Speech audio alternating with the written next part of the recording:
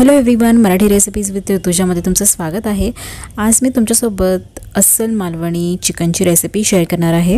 हा मालवणी रस्सा तुम्ही अगदी कशाबरोबरही खाऊ शकता।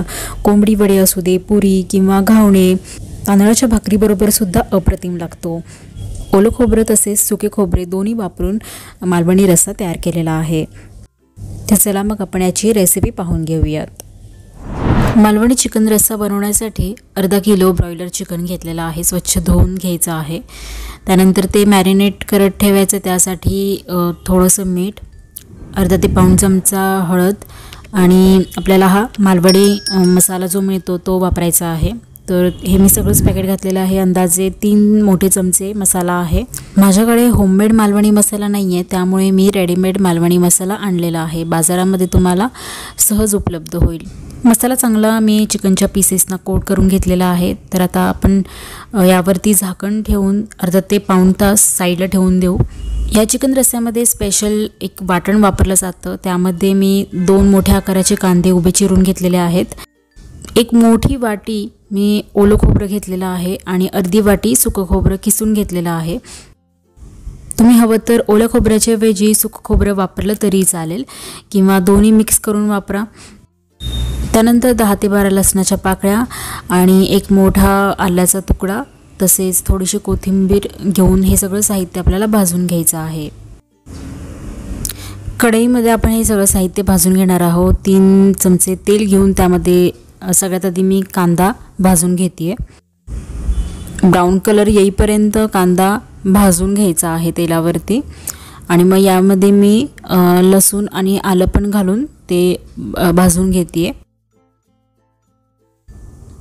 हलक्याशा कलरवरती भाजून झालं की आपण हे एका प्लेटमध्ये काढून घेऊ पहिल्यांदा आणि त्यानंतर ओलं खोबरं घालून ते भाजून घ्यायचं आहे। पण ते पण आपण तेलावरती भाजून घेणार आहोत। एक मोठा चमचा तेल घेऊन त्यामध्ये ओलं खोबरं मी भाजून घेते।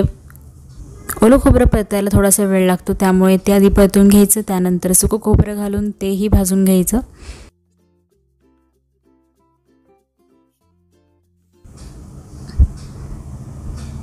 वाटण्यासाठी आता हे तयार आहे। थंड करून घेऊ आणि मिक्सरच्या भांड्यामध्ये काढून घेऊ आणि यामध्ये आता आपण कोथिंबीर घालायची आणि गरजेनुसार पाणी घालून बारीक पेस्ट अशी वाटून घेऊ।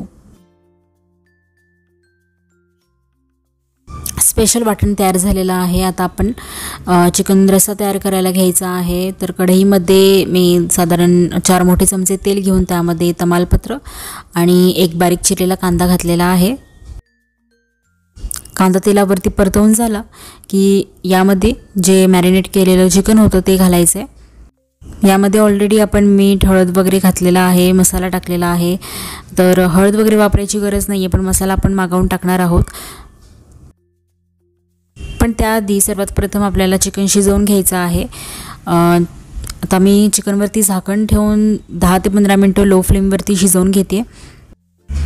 ब्रॉयलर चिकन असल्यामुळे हे लवकर शिजतं। तुम्ही जर गावठी देशी चिकन वापरणार असाल तर त्यासाठी टाईम थोडासा जास्त लागू शकतो। चिकनला आपोआपच पाणी सुटतं, त्यामुळे यामध्ये पाणी टाकून शिजवून घ्यायची गरज नाही आहे। यामध्ये अर्धा चमचा लाल तिखट आणि परत एकदा 1.5 चमचा मालवणी मसाला घातलेला आहे। चिकन बरोबर चांगलं आपण हे आता परतवून घेऊ आणि त्यानंतर यामध्ये लगेचच वाटण घालायचं आहे, जे आपण मगाशी बनवून ठेवलेलं होतं ते सगळंच वाटण इथे वापरलेलं आहे मी।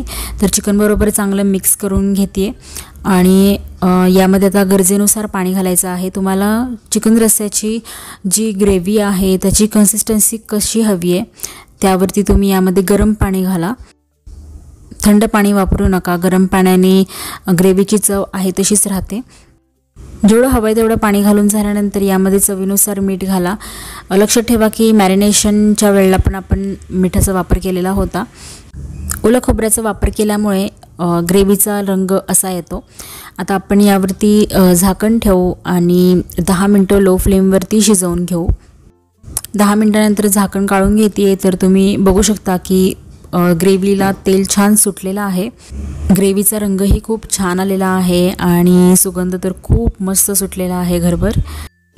बारीक चिरलेली कोथिंबीर घालून मिक्स करून गॅस बंद करून घेते आणि आता आपण प्लेटिंग करू। ग्रेव्ही सेम अशा कन्सिस्टन्सीची बनली पाहिजे आणि टेक्स्चर खूप चांगला आलेला आहे, शिवाय कलरही खूप छान आहे।